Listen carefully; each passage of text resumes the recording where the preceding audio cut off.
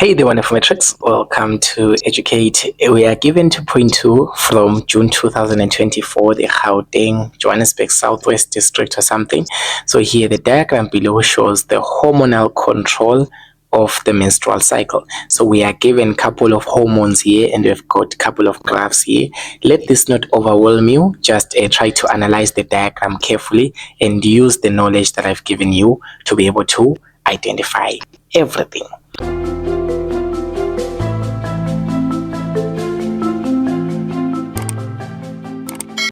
So now 2.2.1, here it says name the pituitary hormone which shows a sharp increase just before the 14th day of the menstrual cycle. Remember that we've got two pituitary hormones here. They've made things simpler for you. The two pituitary hormones that we have got the follicle stimulating hormone as well as the luteinizing hormone. So it is the follicle stimulating hormone as well as the luteinizing hormone. So which hormone increases drastically or which has got a sharp increase just before the 14th day of the menstrual cycle?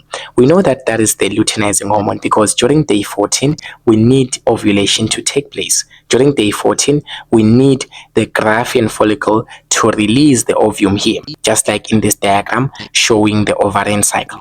We need the Graafian follicle to release the ovum. So we know that the answer there is going to be luteinizing hormone. So for 2.2.1, we are going to say luteinizing hormone, or we're going to say LH. So here we can see that from the graph, it's pretty clear that just before day 14, you can see that here, this luteinizing hormone, it is rising. How did I even see that this is luteinizing hormone? Because it rises just before day 14 so that it can stimulate ovulation. So basically, these are hormones coming from the pituitary gland. And then now here, proceeding 2.2.2. So 2.2.2 asks us, describe the functions. Please learn English. This is a plural. Describe the functions of the hormone mentioned in question 2.2.1.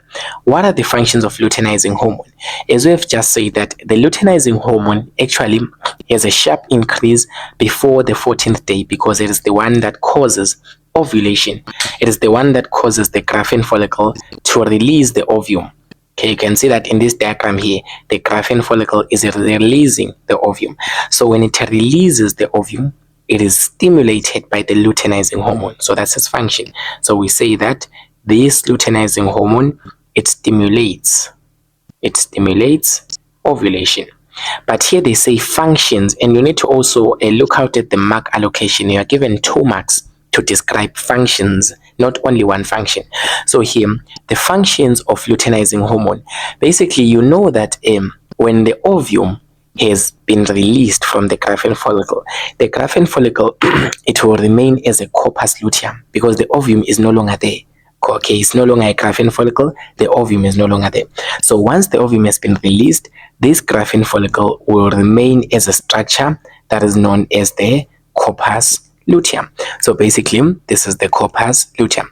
So this corpus luteum, for it to develop, it is stimulated by luteinizing hormone as well, because basically, once the ovum comes out, or once the ovum pops out of the Graafian follicle, we now have a corpus luteum created automatically. So we can say that the luteinizing hormone, it is the one that stimulates the development of a corpus luteum. So it stimulates the development of the corpus luteum, which is just the structure that was a Graafian follicle, but because ovulation has occurred, because the ovum has come out, now it is known as the corpus luteum. And then now look at 2.2.3. 2.2.3 asks, name the hormone that causes the endometrium to start thickening from day 7 and state one other function of this hormone. Name the hormone that causes the endometrium to start thickening. Basically, we know that for the endometrium to start thickening, we can only have 2 hormones. It can be estrogen or it can be progesterone. Those are 2 hormones. But here, they've been specific that starting from day 7. So we know that approximately at day 7 on our menstrual cycle, we are somewhere here.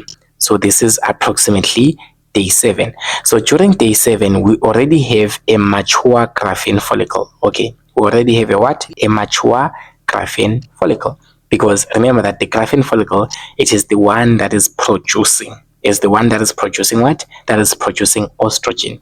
So estrogen here, it will start increasing. And the estrogen's work, it is basically to go and thicken the endometrium to make it more vascular, glandular, and definitely have more blood vessels. So this is the hormone, and this hormone is known as estrogen. Okay, if you were to say progesterone, it would be wrong, because progesterone, it is only found after day 14, maybe somewhere around here, and it is secreted by the what? By the corpus luteum, maybe around day 16, day 15 there. That's when that's when we start having progesterone. But basically it is estrogen. And then now the other function of estrogen, what is the other function of estrogen? We know that estrogen, as much as it does all these things of thickening the endometrium, it is the one that actually develops the it develops the characteristics of a female, basically the sexual characteristics of a female during puberty. So you can also mention that. Okay, so this one, this is for the second mark. Develops secondary sexual characteristics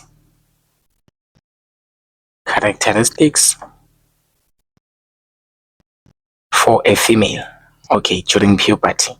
So that is estrogen. That's what we have there. And then now 2.2.4. 2.2.4 says name 2 ovarian hormones and state their origin. Ovarian hormones, we have got 2 only, so we need to name those 2 ovarian hormones. So these are the ovarian hormones. This is one of them here. Okay, it's written here ovarian hormones according to the diagram. So these are the ovarian hormones. One is here, the one that I'm highlighting, and then another one is the second one here. So we have got 2 ovarian hormones.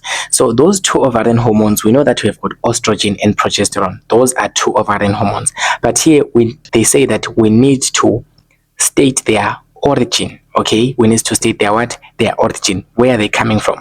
Other people will just be like, these are ovarian hormones. This question is simple. So I'm just going to say that they are originating from the ovary. That will be wrong as well. So basically they are not okay, they are found in the ovary, but you need to be specific which structures secrete them. So name 2 ovarian hormone. The first one that I will mention is the one that I've mentioned in 2.2.3, which is estrogen. And then the other, it is progesterone. And then now you have to mention their origin, or where they are produced. Yes, they are produced in the ovary, but try to be specific on the structure within the ovary that produces those hormones. The estrogen is produced by the graphene follicle. So the origin of this hormone, it is the graphene follicle. So this is produced by the graphene follicle. And then what about progesterone? Progesterone, remember that it is produced by the what? By the corpus luteum. Because remember, once we are at around day 16, we now have a corpus luteum alone, and that corpus luteum, it produces a progesterone. So that is the origin of progesterone. And this corpus luteum, it is found within the ovary. That's why it says an ovarian hormone. It's all happening within the ovary. According to this diagram, you can see that these are the ovaries, so each and every action is happening within the ovaries. But to be specific, the part that is secreting progesterone, it is the corpus luteum. That is the origin. So you're gonna just say this is corpus luteum, and then there you have it. It's only 9 marks and pretty easy to do. So thank you, ladies and gentlemen, for watching this video. Don't forget to subscribe to the channel. Tell your friends to also stay tuned.